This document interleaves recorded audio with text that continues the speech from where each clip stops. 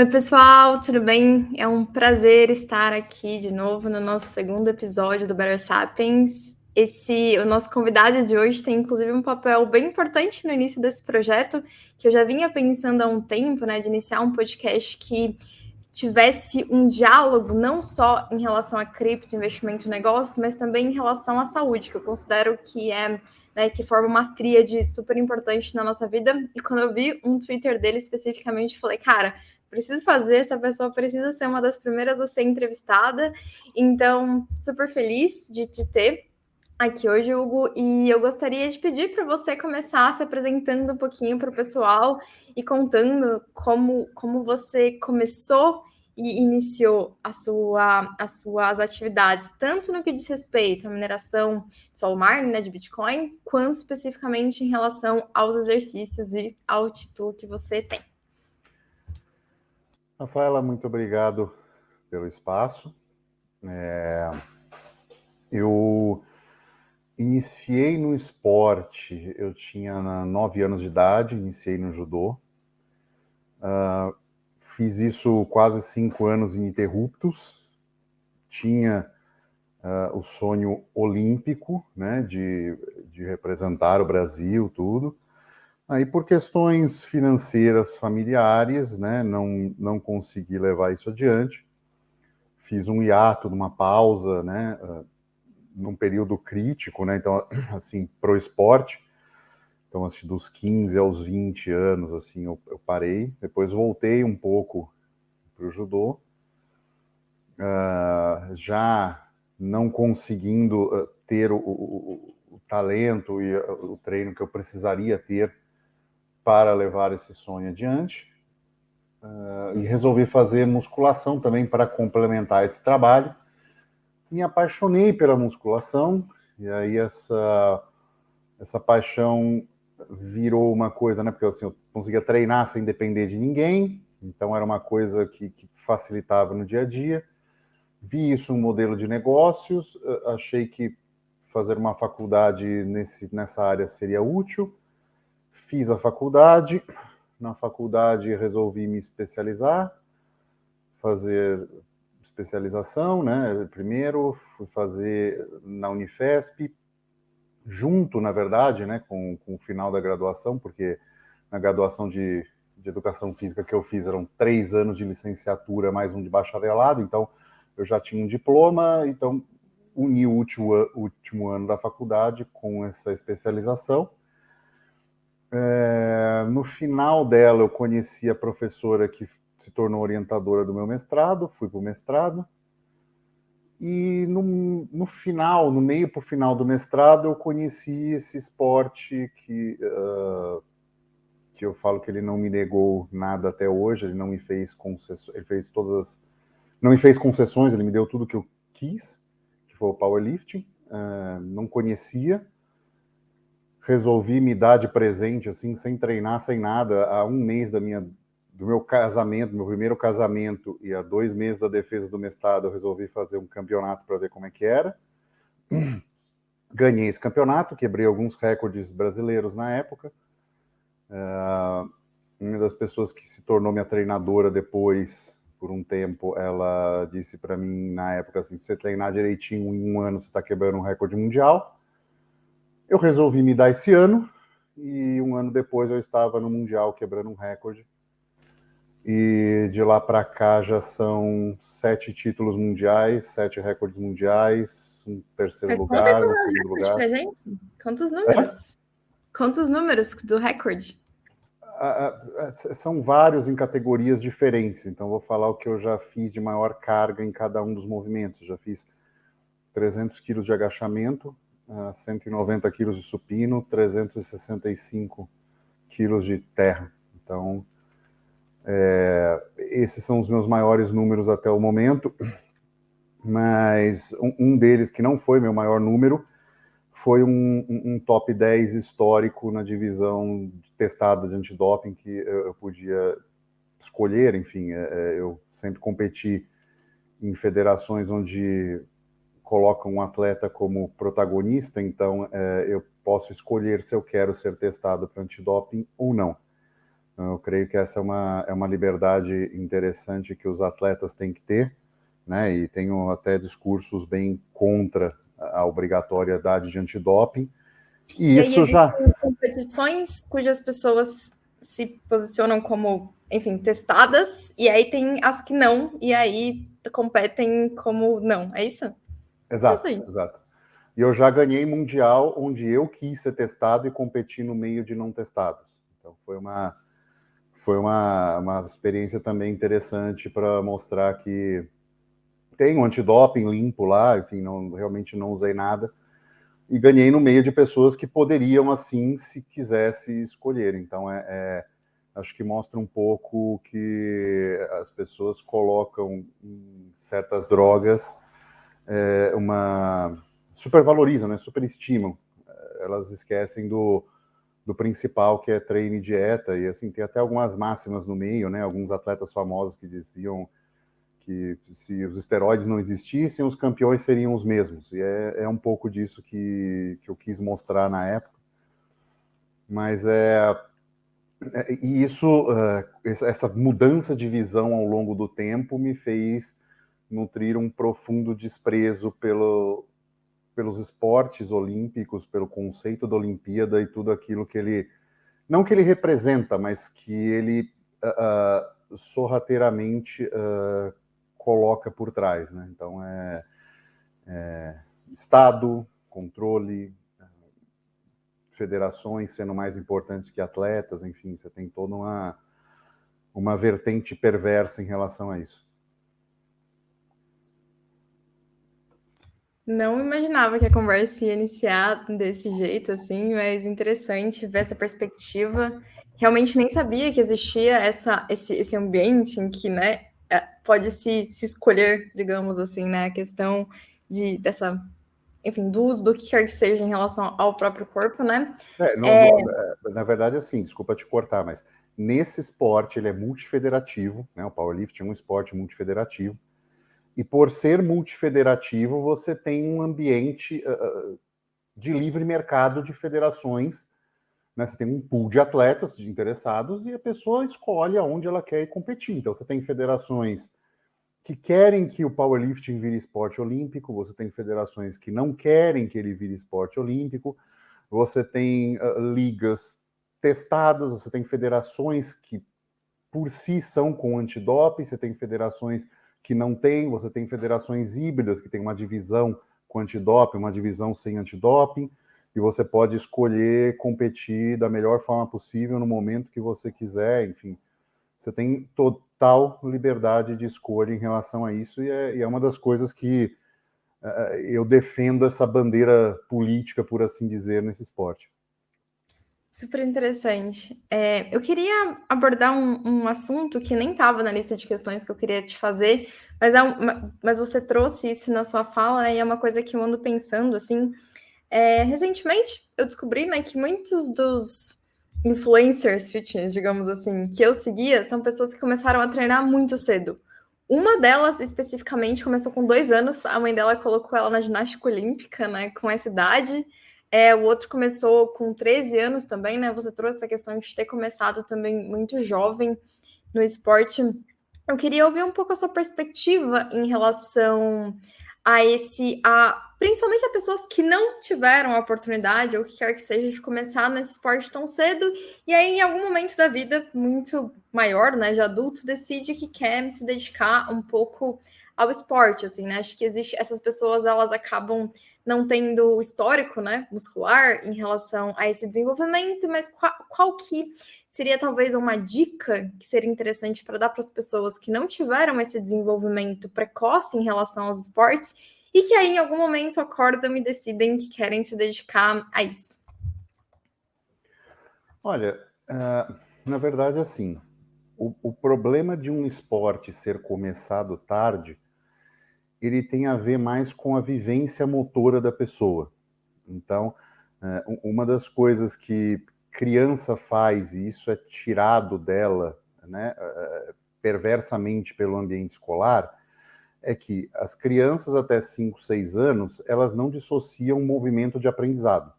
Então, é por isso que você tem uma criança num ambiente novo, se você botar ela numa sala de aula sem supervisão, elas vão explorar o ambiente e vão pegar objetos, botar na boca, enfim, né, na fase mais chamada fase oral, que a criança quer experimentar os táteis e tudo tem a ver com sabor, mas depois disso ela continua ainda explorando o ambiente, pegando para que funciona, brincando, mimetizando coisas. Então, essa é uma das formas do ser humano aprender, né? E esse aprendizado do movimento também gera uma série de questões positivas na formação do que se chama engramas motores. Então, você tem padrões de movimento em que são habilidades que são treinadas, né?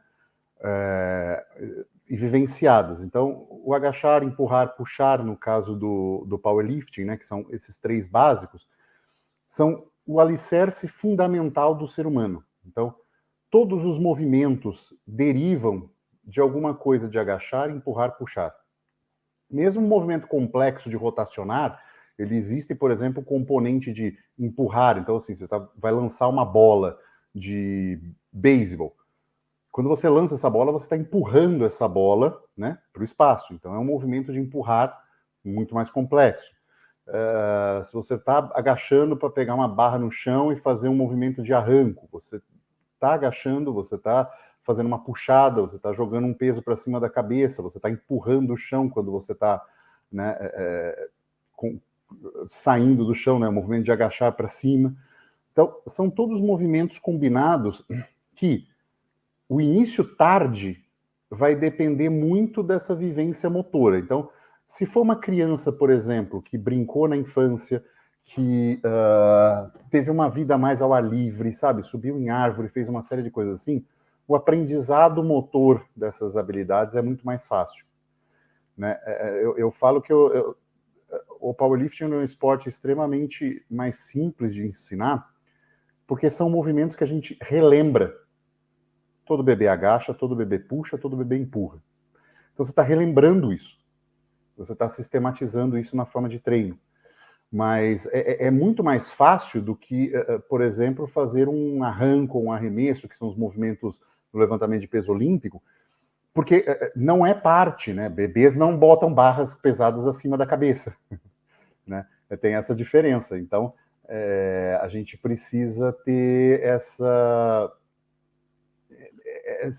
o powerlifting tem essa vantagem.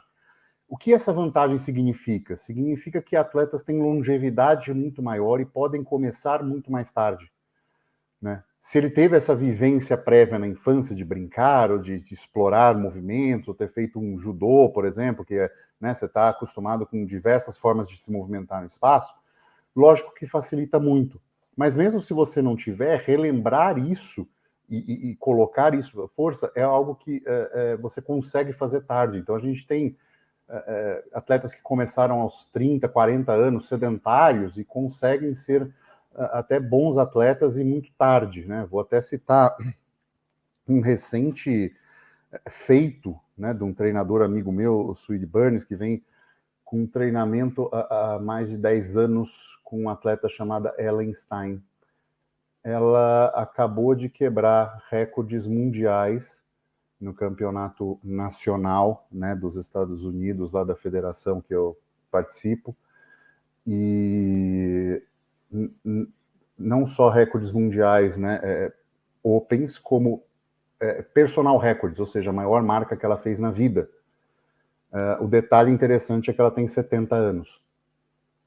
Então, assim, você está falando de uma longevidade. É lógico que a gente está falando da exceção de um talento, mas é uma forma de pensar assim, você conseguir ter essa longevidade e esse nível de performance é algo realmente invejável e que também começou um pouco mais tardiamente. Ela não fez esporte desde pequena, então é algo possível, é algo para quem está começando agora, é uma forma interessante de relembrar habilidades básicas e fundamentais que fez na infância, né? Então, meu ponto de vista se você, obviamente, não anda numa cadeira de rodas e é paraplégico, né, todo mundo deve agachar, né?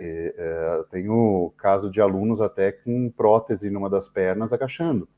Então, assim, é possível, é um padrão possível, dá para se trabalhar, então deve ser feito, e são atividades que, se não levadas para performance, se você não estiver pensando em alto rendimento, são habilidades básicas fundamentais para a vida, para você fazer qualquer coisa. Então, seja ter uma vida melhor sentado na cadeira, ou seja, isso sendo levado para outros esportes, como preparação, enfim. Eu achei interessante essa perspectiva, até fiquei pensando, assim, será que as pessoas param de aprender porque elas param de se movimentar, né, à medida em que elas vão envelhecendo, assim? Eu, particularmente, tenho até um problema social com isso, é que eu sou uma pessoa fisicamente muito agitada, muito agitada. Eu levanto, me alongo em todos os lugares, me mexo, agacho, em situações que normalmente as pessoas consideram um pouco até inapropriadas, assim, sabe? Ah, nossa, estamos almoçando, tipo, você não pode se alongar nesse lugar. E eu falo, cara, por que eu não posso, né? E aí, sempre tem... Eu moro no interior do Rio Grande do Sul, né? E tem as comunidades no Rio Grande do Sul, né? E aí tem espaço para as crianças, e eu sou o terror com as crianças, assim, o terror. Eu sempre pego umas crianças e começo a fazer coisas absurdas. E aí, a última vez que eu estive numa dessas comunidades, aconteceu uma coisa muito curiosa. Eu comecei a brincar com uma criança, encontrei uma criança aleatória, jogando bola, né, com uma bola lá, comecei a brincar com ela, correr atrás dela, e aí eu falei assim, vamos beber água? Aí a gente foi beber água, e foi beber água numa torneira, né, que sai de uma bica natural lá, e a criança não sabia beber água na torneira. Não conseguia, de jeito nenhum, esse ato, assim, de beber de uma torneira e engolir. E ela não conseguia, ela cuspia e ela se sujava. E foi assim, eu demorei uns 20 minutos para ensinar aquela criança a engolir a água só porque vinha de um outro lugar, né? E aí me veio muito essa questão de assim, cara, como que algumas coisas muito bestas, eu não imaginava que a criança não ia conseguir beber água, depois entreguei ela para a mãe dela toda molhada, inclusive, assim, mas é um pouco desse processo de como algumas coisas muito básicas, né, na nossa vida, e que, enfim, devem ser feitas, porque nós somos, no final das contas, humanos que se mexem e que precisam se movimentar, elas são esquecidas, né? E aí é isso, as pessoas não conseguem agachar, não conseguem pôr a mão, né? Não conseguem se exercitar, assim. Então, achei muito interessante essa perspectiva do movimento enquanto aprendizado, né? Enquanto alguma coisa que faz com que a gente explore, né? Se você está sentado, seu limite de exploração e de conhecimento acaba sendo esse. Se você se movimenta, pega no chão, você amplia a sua capacidade de aprendizado e aprendizado enquanto relação com o meio ambiente, né? Acho que esse é um aspecto, assim, bem interessante, que particularmente é um problema social que eu tenho, assim, de querer ficar mexendo, explorando, pegando, abaixando, mas que, enfim, me sinto feliz de, né, ter, acho que um pouco dessa ânsia do movimento. Então, gostei muito dessa perspectiva. E um ponto que eu queria trazer, que você também... Só um parênteses, só um parênteses. Minha mãe hoje ela espera na fila de lotérica, de banco, coisa assim, ela faz cócoras. Então é um pouco disso, sabe? Assim, é bom, trata dor nas costas, trata dor em lombar, né? A gente vive uma vida que eu chamo de o adulto de cubículo, né? Você mora num apartamento minúsculo, acorda, vai para o carro ou transporte coletivo, paradinho, entra num cubículo de salinha de escritório, passa o dia inteiro lá e você não tem noção de tudo aquilo que você perdeu. Está perdendo de força, de saúde, enfim, mas basicamente de forças e habilidades motoras. Exatamente. E acho que daí é isso, você esperar de cócoras numa fila é socialmente um desafio, né? Só que é um desafio porque é uma sociedade, como dizem, né? O sentar ou não fumar, é uma sociedade que normatizou a gente ficar, tipo, contido e parado, né? E até assim, às vezes, quando eu vou gravar, eu tento. É um esforço meu ser uma pessoa menos expressiva fisicamente, né? Mas é um pouco dessa perspectiva. Enfim, um ponto que eu achei super legal que você falou no início, que é uma coisa que eu pensei bastante, é a questão que você falou, esse esporte nunca me negou nada, né? Eu acho que a diferença para mim, e eu queria ouvir um pouquinho seu pensamento sobre isso, em relação à academia, por exemplo, né, e outras coisas da vida, é que no trabalho, por exemplo, abrir uma empresa, eu posso me matar nessa empresa, fazer tudo certo e a empresa dar errado. Existem várias, e a maior parte das coisas da vida, a gente pode se dedicar o quanto quiser, se matar, e o resultado não é garantido. Mas talvez a academia, ela seja, claro, tirando se você se machucar, ela é uma das únicas coisas na vida cuja sua dedicação é diretamente relacionada ao resultado daquilo, né? Eu acho que isso é uma exceção super interessante em relação aos aspectos da vida, porque elas colocam a gente num caminho certeiro, digamos, né? Caso você se esforce para isso, a sua recompensa vai vir, logo você sabe o que você pode esperar disso. Queria ouvir um pouquinho do seu pensamento essa questão de que esporte nunca te negou nada, esse esporte nunca te negou nada, né? Então, queria ouvir um pouquinho do seu pensamento em relação a isso. Eu discordo um pouco do que você disse, e eu vou te explicar por quê. Um dos pontos que eu bato muito na mídia social, né, no Instagram, que é onde basicamente eu falo de fitness, é a falta de planejamento. Então, assim, da mesma forma que você pode se dedicar num trabalho e ele não dá certo, você pode se dedicar a um esporte e ele não dá certo pelo simples falta de planejamento, né? E que eu vejo muitas vezes, e muitas pessoas que chegam até mim, né? Porque assim, eu dificilmente pego alguém do zero. Por quê? Porque eu estou num esporte que não é muito comum, e eu treino as pessoas de uma forma que também não é muito usual. Então, normalmente, o meu aluno ou ele é atleta e já estagnou em um relativo patamar, e aí eu tenho que jogar ele um ponto para cima, ou eu tenho a pessoa que já treinou, já se lesionou e entende a importância de um treino bem prescrito. Então, é esse o ponto, assim, se você se dedica, se você passa, sabe assim, 3 horas numa academia, se você passar lá, isso não significa que seu treino está bom. Né? Então, assim, é a questão do voltar e planejar, e eu acho que isso se aplica aos negócios. Né? Quando eu fiz o mestrado, teve uma professora que falou algo muito importante, assim, não importa o tempo que você passe planejando, desde que o resultado final seja um bom planejamento. Então, planeje um objetivo, né? Transforme isso em algo palpável, seja algo numérico, como um caso simplesmente do meu esporte, que é basicamente aumentar peso de 3 movimentos, então você tem isso muito mais fácil, ou seja, uma meta de redução de peso, de percentual de gordura, de aumento de massa muscular. Então, você tem que ter esses parâmetros muito claros, porque aí você entende se o seu treinamento ou se o seu esforço está realmente sendo recompensado ou não. Né? É lógico, por exemplo, em lutas tem um fator imprevisível muito grande. Então você está lá, pode acontecer uma reviravolta a qualquer momento, e isso não significa que seu treino foi ruim, por exemplo, mas você tem um fator aleatório muito grande. Mas em esportes, principalmente o mais comum na academia, que é o bodybuilding, você tem critérios muito fáceis de serem estabelecidos, né? Então, eu quero ganhar 3 quilos de massa muscular. Isso é mensurável, plenamente mensurável.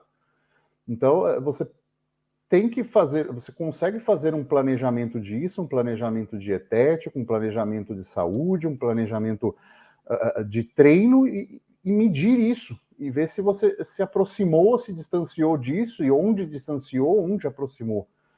Né? Então, são situações muito palpáveis e que as pessoas, às vezes, se perdem nesse planejamento e ficam num limbo de dedicação. Eu não queria usar muito esse termo, mas é uma dedicação inútil, sabe? Vai lá com um compromisso, sabe? Você sabe que a pessoa é dedicada, ela tem um compromisso, ela treina todo dia, ela vai isso, só que ela não está chegando no objetivo. Aí você olha um ano, olha outro, tá lá o corpo igual, e aí a pessoa mostra uma minúscula, sabe, uma pequena adaptação, uma pequena diferença, né, no que ela quer, e fala, olha, consegui isso com muita luta.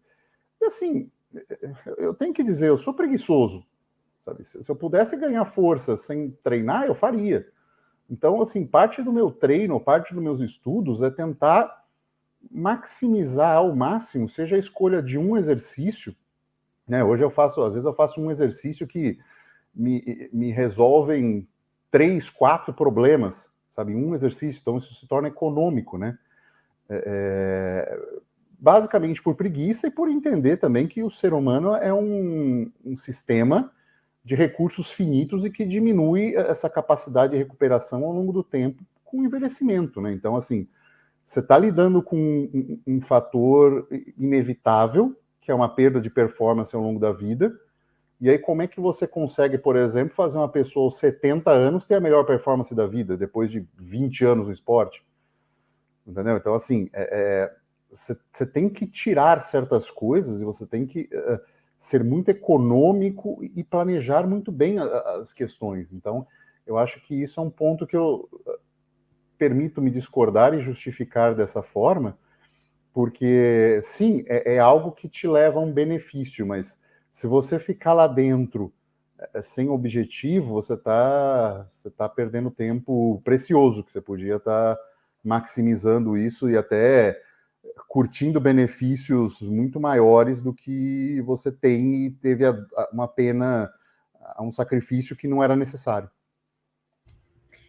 Entendo o ponto. Acho que existem questões relacionadas à estratégia, mas vou repensar, tá? Depois, um pouquinho sobre esse ponto, mas eu acho que a probabilidade de um resultado ser atingido, talvez, seguindo uma boa estratégia no mundo fitness, é maior do que a probabilidade de você conseguir, enfim, estabelecer grandes sucessos nos negócios, seguindo também uma boa estratégia. Talvez seja uma questão de probabilidade, né, desses É dois livre mundos. mercado. É livre É. mercado. Você não tem nenhuma agência regulatória de respostas fisiológicas, e você tem um monte no governo. Então, essa é a Talvez diferença. tem esse aspecto. E aí, agora eu queria assim, que você falasse quais são as maiores dificuldades, na verdade, quais são os princípios que você acha que você seguiu em relação à estratégia de uma forma eficiente para conseguir os títulos que você conseguiu. Quais são os princípios que embasaram essa sua jornada? Na verdade, logo que eu entrei nesse esporte, eu conheci um método conjugado de uma escola americana chamada Westside Barbell, que inclusive ano passado o criador dele, ano passado ou retrasado, morreu. Não consegui conhecê-lo porque graças à pandemia eu não consegui viajar para os Estados Unidos na data que eu ia fazer a viagem para lá, enfim. Fica o desabafo. E aquele método, esse método, ele me mostrou um certo caminho que me permitiu adaptar uma série de coisas, porque ele fez isso para o powerlifting equipado. Assim, powerlifting equipado é você usa macaquinhos suportes, enfim, com lonas, e isso aumenta muito a Macaquinho é a capacidade. roupa? A roupa. Macaquinhos, e então você tem isso que aumenta, às vezes, 50%, 60% a mais a capacidade de carga do atleta. Então, o método dele era todo voltado para isso. E eu trouxe isso sem uso de equipamento, fiz as devidas adaptações e passei a encarar essa parte do movimento de uma forma muito mais tentando ser muito mais assertivo, né? E aí é uma dica que eu sempre dou para meus alunos: como fazer, né? Como é que você vai escolher um exercício? Você escolhe qualquer um. A pessoa, qualquer um? Qualquer um. Só que você vai anotar o resultado disso. Se isso funcionou, quanto funcionou, aonde funcionou. Não funcionou, troca o exercício. Não funcionou, troca o exercício. Agora, se você tem esse registro, funcionou esse. A próxima vez que aparecer um problema parecido para um aluno teu, alguma coisa assim, começa por esse. Né? Você não vai começar o caminho. Né? Então, essa é uma das coisas que eu fiz, sabe? Manter registros muito claros, sabe? Explorar isso, tentar ser econômico, entender essas questões de adaptação, de recurso adaptativo, né? Que é muito comum na minha área as pessoas pensarem no estímulo, o que está sendo feito, né? O treino bom é o treino que você sai destruído, sai morto, todo dia tá quebrado. A minha visão foi uma coisa meio tipo, vendo Beethoven em frase deles, assim, sabe? De escutar o silêncio entre as notas.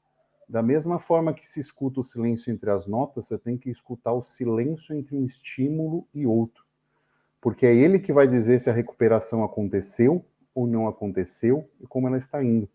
Então, mais importante do que o que você faz na academia é o tempo necessário para aquilo se recuperar e você dar um novo estímulo e ter uma adaptação positiva. Então, é esse um pouco do que talvez seja pouca gente que faça ou pense dessa forma, e talvez de certa forma isso seja disruptivo. Eu não sei, porque assim, não é um segredo que eu falo isso abertamente. Então, conheço treinadores importantes, assim, tenho contato, entrevisto, converso com eles e pensam mais ou menos da mesma forma. Então, é esse cuidado com a magnitude do estímulo que você dá e o tempo de recuperação que isso demora. Então, é esse silêncio que precisa ser visto, sabe? E ser levado em conta. Bem filosófico a questão do silêncio entre as notas. Vou tentar ouvir no meu treino de hoje, ver se aparece alguma coisa ali. Agora eu queria que a gente falasse um pouquinho sobre a sua trajetória no mundo cripto. Conta pra gente como é que você conheceu esse universo. Vamos dar uma mudada aqui agora no assunto. Como é que você entrou no mundo cripto? Foi em 2017, um Facebook, um amigo meu de treinamento começou a postar compra Bitcoin, e ele tinha umas ideias parecidas em termos de... Hoje eu vejo que seria libertarianismo, né? Na época eu não sabia o que era. E perguntei para ele o que era, ele me deu o link da corretora, falou, faz o cadastro aqui, compra, e isso é tudo que eu vou te dizer, o resto você vai ter que estudar. Comprei, não entendi muito bem no começo, ficava pensando em fiat, sabe, em real, né? Mas é aquilo, é o custo do aprendizado, depois bear market ensina um monte de coisa pra gente. 2021, acho que foi 21, já tinha interesse na mineração, vi o canal do Deni Torres, assim, nascer, praticamente. Quando eu cheguei até ele só tinha os vídeos antigos de 2017 dele, e resolvi pegar uma parte da minha reserva na pandemia e montar uma rigzinha de mineração de GPU. Aí aprendi muita coisa, me ensina muita coisa. Nessas eu já estava no planejamento de mudança. No caso. Tu minerava Ether. Minerava Ether. E aí, numa dessas vindas minhas para Portugal, porque já era um planejamento nosso, então vim para competir um mundial aqui, a gente conhecer as cidades, né? Aproveitei, estava frio, já era outono, aí alugamos Airbnb, essas coisas assim, aquecedor. Eu boto a cara assim no aquecedor para ver como é que funcionava, como é que ele saía, né, de ar aqui, né, que era diferente. Falei, ué, mas esse calor que sai aqui é quase o mesmo que sai da rig de mineração lá, né? Aí resolvi trazer, virou aquecedor agora nesse inverno, não, né, depois do demerge não virou lucrativo, mas você minera Ether Classic e pronto, né, assim, é menos lucrativo, mas é um cashback, eu ia gastar a energia elétrica de qualquer jeito. E nessa virou o ano, né, agora 2023, e eu já vinha nutrindo há algum tempo, queria participar da rede do Bitcoin, né, assim, mas, né, ASIC, caro, barulhento e tal. Um belo de um dia na minha timeline aparece o Nerd Miner. E aí eu já tinha feito algumas coisinhas com um dispositivo DAI, assim, pelo canal dos bitcoinheiros, né? Então eu já tinha feito né, de outros modelos. Aí eu entrei, né, o BitMaker tinha acabado de lançar o Nerdminer. Aí eu entrei, comprei o negócio que foi agora, em março, eu acho. Março. Tá. Foi esse ano. Só recentemente eu vi também falar do Nedmine, nem sei quando é que ele Sim. foi lançado. Sim, foi em março agora, acho que março, fevereiro, março. Olha, entre fevereiro e abril, certamente foi.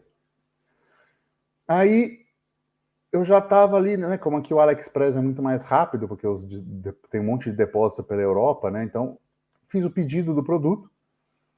Ele não tinha nem lançado o case. Então, eu acho, né? Assim, eu brinco que é a minha pequena forma de entender como foi Ralphine, a sensação dele. Porque eu acho que eu fui o primeiro Nerdminer montado, exatamente, todo montado igual o do projeto do BitMaker, a ser publicado. Então, eu coloquei, falei, ó, legal e tal, e assim, coloquei de besta no Instagram, pô, legal, no Twitter. E quando eu acordei, eu tinha o dobro de seguidores, a coisa chegando, assim, gente, o que é isso, né? Até assustei, assim, eu achei que era uma curiosidade, uma vontade só minha de participar da rede do Bitcoin, assim, como mineração. E vi que não era, né? Conta para o pessoal um pouquinho antes da gente continuar o que é o Nedminer. Acho que vale a pena esse disclaimer, porque acho que não é uma coisa muito conhecida ainda. Deixa eu fazer então o seguinte. Ele está aqui.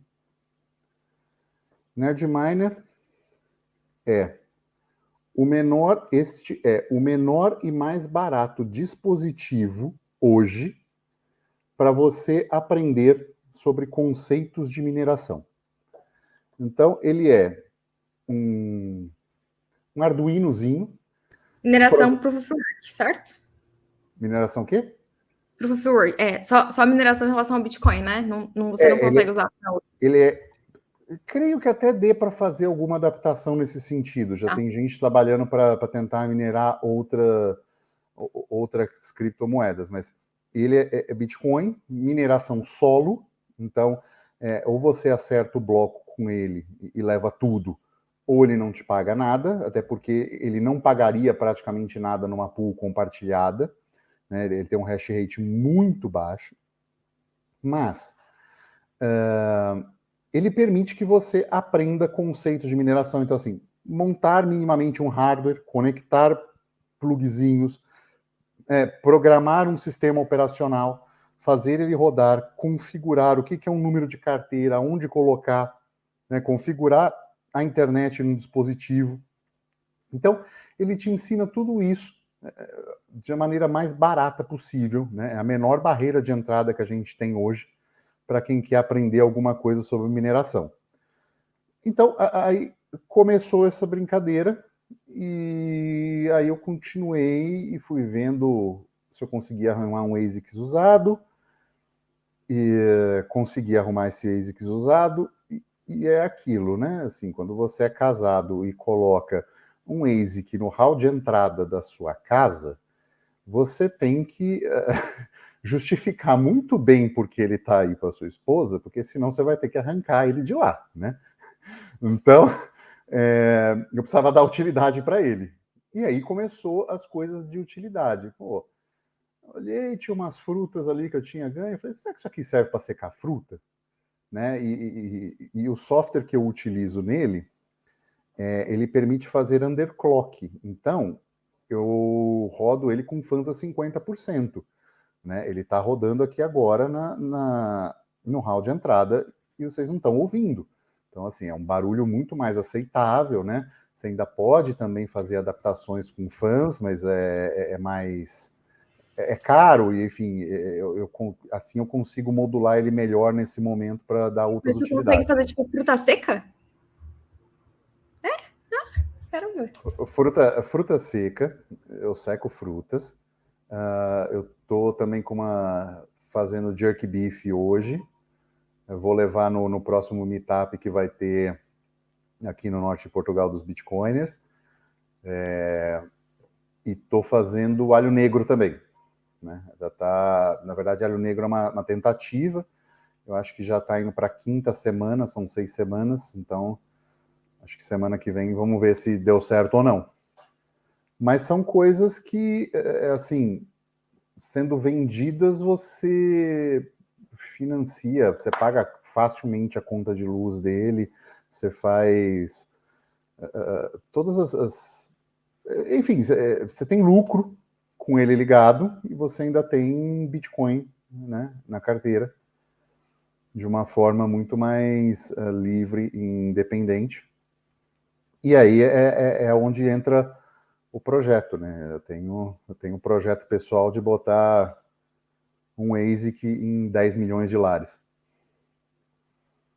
com uso alternativo. Né? Ainda tem outras coisas que eu ainda vou testar ainda, tipo, que deve sair, que é usar ele para secar roupa, né? O próprio uso como aquecedor, certamente, né? Isso vai ser útil no inverno, mas usar para secar roupas e fazer outros usos dele também. Cara, super interessante, assim, até te contando um pouquinho, né? Em 2018, eu acho, eu comecei a pesquisar os usos alternativos, assim, né, relacionados à ASIC e principalmente acidente de calor, né? Eu lembro que na época que eu pesquisei não tinha nada no mercado, praticamente, né? A única coisa que eu encontrei foi um russo que usava o calor para manter uma estufinha de tomates, chamava de Cryptomatoes. Foi a primeira vez, assim, que eu ouvi falar sobre o excedente, né? Aí depois eu descobri de uma empresa que faz whisky, né? Ele faz a destilação para a produção de whisky. Eu descobri uma galera que usa para, acho que aquecer a água para peixes, para alguma coisa específica lá, que eu não entendo também muito bem, né? Então, assim, eu sempre adorei os casos de uso relacionados ao calor, né? Porque daí assim que a gente começa a realmente pensar numa economia sustentável de uma forma holística, né? Então, assim, não conheci o caso das frutas secas. Tô plantando damasco, que elas já tô animada para poder usar também, assim, né? E aí eu queria saber mais um pouquinho sobre esse seu objetivo dos ASICs para os alternativos. Como é que tá esse projeto? Assim, você conseguiu alguma espécie de fornecedor de mercado secundário dessas ASICs? Como é que tá esse projeto? Acabou de começar ele? Como é que eu faço para ter uma ASIC na minha casa? Aquelas, né? Para os brasileiros é uma coisa, não sei quanto é que tá a energia especificamente aí também, né? Mas me conta um pouquinho mais desse projeto que eu fiquei curiosa, queria secar minhas frutas também. Então, eu tenho. Eu estou num lugar privilegiado de energia elétrica. Eu estava pagando até o mês passado menos de 6 centavos de dólar o quilowatt. Então, estava praticamente no lucro só na mineração. Assim, estava entre se empatar e dar lucro. Estava bem nisso. Mas é aí que entra a vontade de você levar isso para mais pessoas. Né? Então, estou com um projeto aqui de soluções de aquecimento, né, iniciando. Então, estou na base de buscar fornecedores, achar melhor fornecedores. Estou negociando no Brasil fornecimento, né? Eu quero as ASICs que as mineradoras não querem mais, né? Que são as S9. São pouco eficientes, gastam menos, né? Então, assim, elas consomem no máximo 1.200 watts se você não submergir elas. E aí, assim, meu foco no Brasil é esse uso alternativo de calor, ele pode servir inclusive para esquentar água. Então, você consegue, sem grandes dificuldades, colocar água a 45, 50 graus, o que já é suficiente para banho, né, para você ter água quente na sua casa para lavar louça e ser mais eficiente no uso disso, né, secar roupas, né, enfim, você ter lavanderias que usam mineração ao invés de usar secadoras, né, secadoras industriais praticamente são tão caras quanto o ASIC, dependendo do jeito que a gente conseguir chegar no preço aí no Brasil, vai ser até mais barato. Né? Então os caras... E o interessante disso é a ideia é não mudar o perfil energético. Eu estou usando... Esse consumo de energia já aconteceria, as pessoas já gastariam essa energia para tomar banho, essas pessoas já gastariam essa energia para secar coisas, ou roupas, ou enfim. Então é não mudar esse perfil energético, levar esse ASIC para casa das pessoas e dar a ele ele virar um eletrodoméstico, por assim É dizer. quase o conceito de boot mining, né? Então, assim, você não precisa que a galera reaproveita para diferentes moedas, mas aplicadas à vida cotidiana, né? Exato, exato. E E esse é uma das coisas que, ao meu ver, são um dos maiores, o que mais impulsiona para a adoção do Bitcoin como moeda. Porque uma coisa é o que a gente está fazendo agora, e eu tenho críticas em relação a isso, que é, vamos pagar em Bitcoin para apoiar. Tá, mas eu tenho a taxa da corretora, eu ganho em real, eu tenho a taxa da corretora, aí eu ponho um dinheiro que no final de contas chegou mais caro para mim, só para eu poder usar e pagar um serviço para apoiar, né? Assim, o ser humano precisa de incentivos mais Eu tinha visto egoístas. esse seu Twitter, eu tinha ficado, agora entendi o ponto. Assim, o ser humano precisa de incentivos mais egoístas para isso. E tudo bem ser egoísta, né? Mas assim, se o cara leva esse eletrodoméstico para dentro de casa, dá uma utilidade para ele e ele gera um dinheiro, aí sim você tem uma pressão de uso como moeda. Vou vender isso aqui e pegar em real. Não, eu vou ali no cara do cabeleireiro que ele aceita em Bitcoin, aí eu não preciso nem trocar isso na corretora, nem pagar a taxa de saque, nem fazer nada disso. Quando é que tá uma S9 usada hoje? Tá na casa dos $200. Só isso? E Caramba. dependendo da quantidade que se conseguir, consegue até menos. Assim, o mercado de mineração entre si, você está falando em 1.000 unidades na casa de 10 a $25, dependendo se for se ela for revisada ou não, né? Então, $10 você compra no estado que está, ligou, não ligou, não ligou. Agora, 25 elas já estão revisadas, todas funcionando. Então, depende desse... O problema, muitas vezes, desse daí é onde ele está, né? Às vezes está lá nos Estados Unidos, então para trazer é uma grana muito grande, mas você tem esse mercado secundário desprezando esse tipo de Mas é que equipamento. tu citou 200, depois 25, não entendi. 200 seria... 200 é preço para consumidor final. Agora, Tá, 25 é preço vou comprar... para grandes operações, entendeu? Então, você Legal. tem que E tu... comprar 500. Entendi. E tu tem depois para compartilhar com a gente uma planilha com alguns dados relacionados ao que acontece se ao invés de eu comprar uma lavadora, um aquecedor, eu comprar uma ASIC? Seria legal. Não tenho, porque tem muito do, assim, né? Os valores variam muito, né? Então, seja o valor da rentabilidade do Bitcoin, seja o valor do produto em si, né? Você tem lavadoras de, sei lá, 1.000 a 10.000, né? Então você tem grandes coisas que variam. O que eu normalmente digo para a pessoa não é para alguém que está olhando o valor quilowatt-hora e o quanto vai receber para que isso seja lucrativo. Não é esse o conceito. O conceito é você dar uma utilidade marginal a esse calor resolver um problema para você e, em troca, né, não mudar muito o seu consumo de energia elétrica e, em troca, você ter Bitcoin para isso.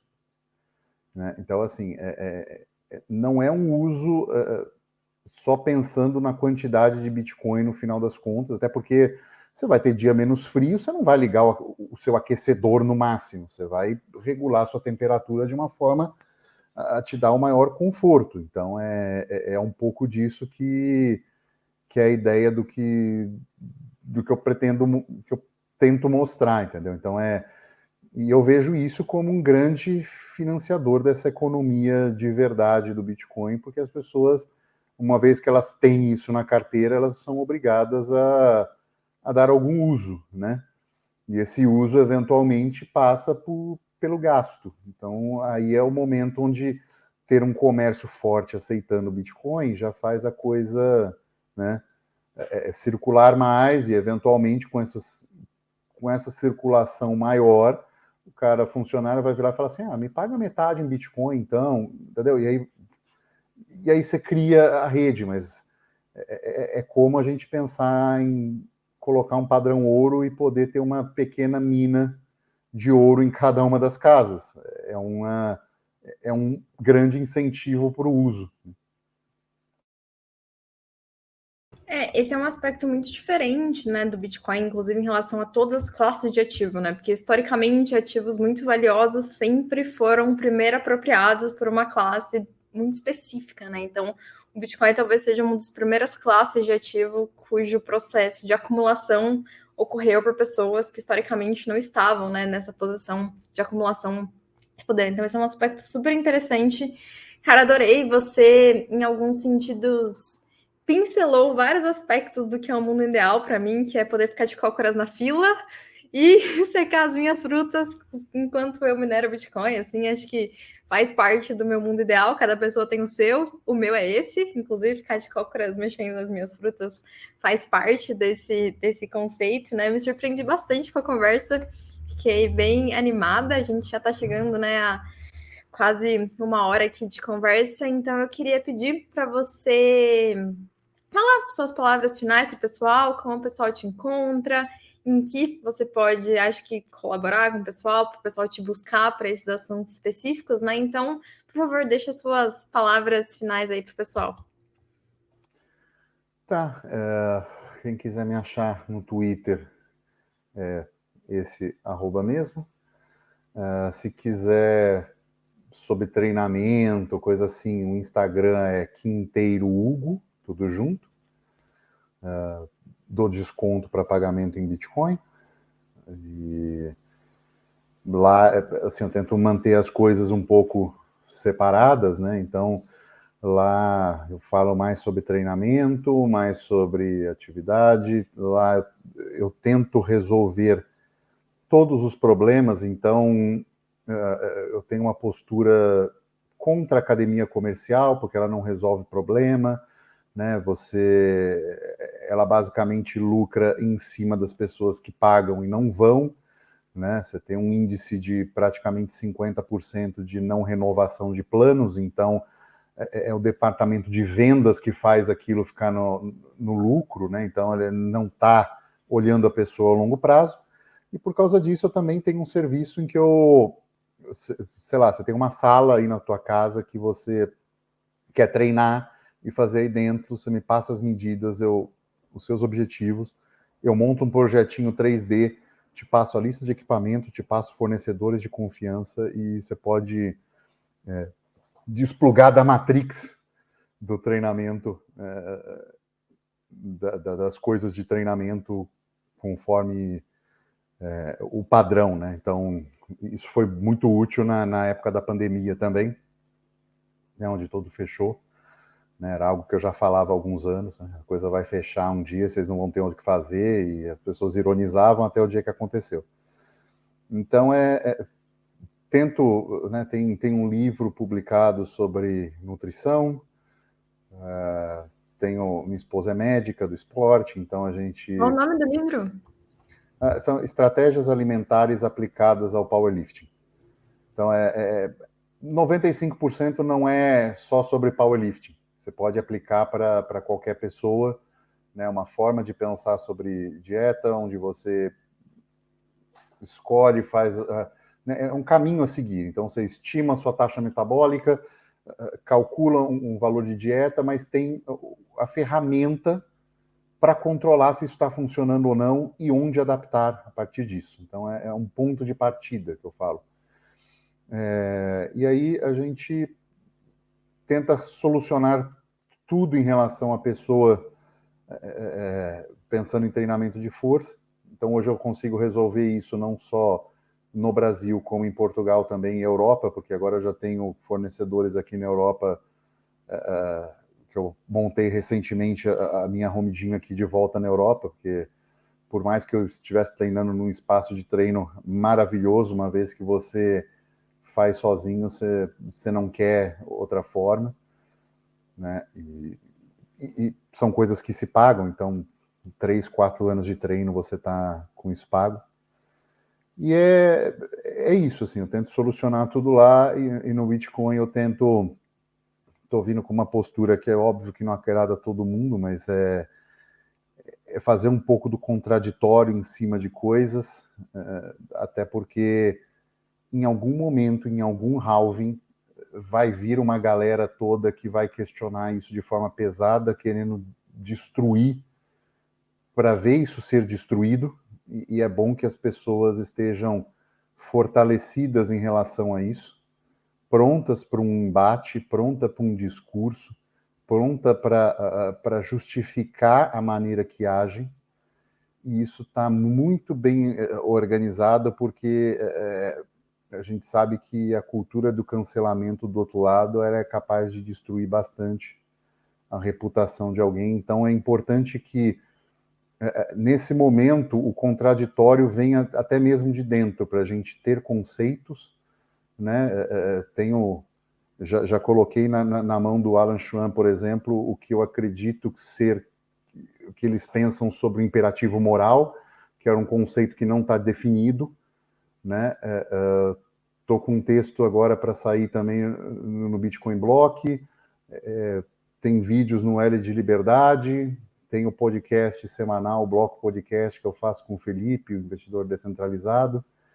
Então, são coisas que a gente vem construindo, conceituando, até para trazer mais gente, né? Tem certas partes dessa comunidade que ainda estão muito fechadas e são muito pessoas conversando com elas mesmas, achando fácil. Mas é só colocar Bitcoin em autocustódia.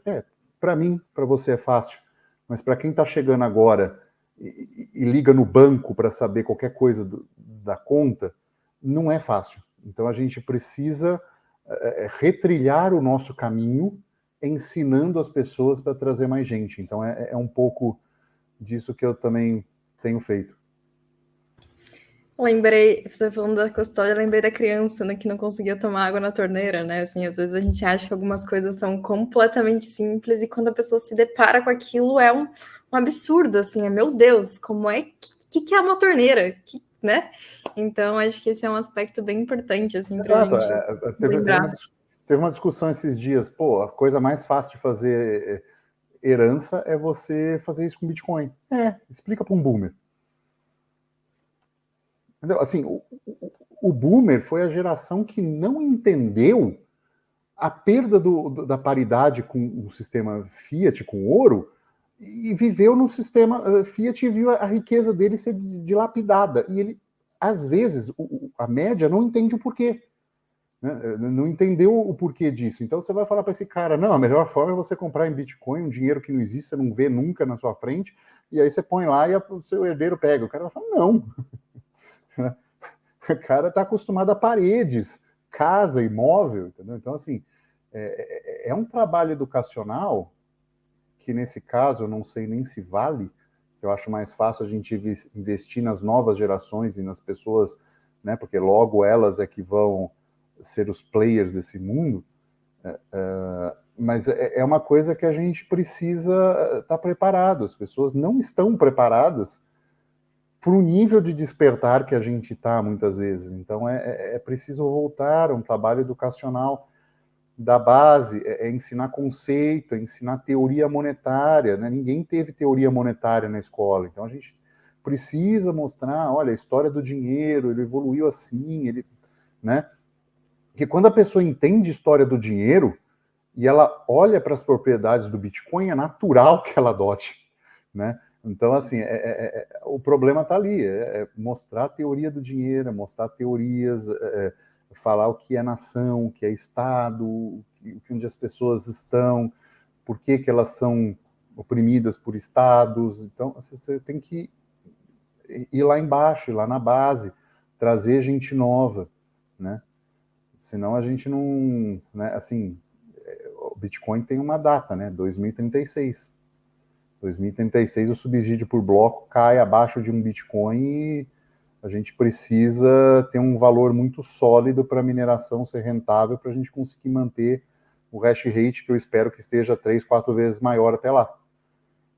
Então a gente precisa estar com essa comunidade mais fundamentada, o valor dele, o preço dele no mercado está num outro patamar, para que operações, não só grandes, mas eu espero já estar muito mais descentralizada, né, com o trabalho que eu pretendo fazer e divulgar e trazer mais gente para fazer junto, mas é algo que é importante que esse preço vale a pena, porque o sistema Fiat vai dilapidar cada vez mais a riqueza e as contas de luz vão estar mais caras.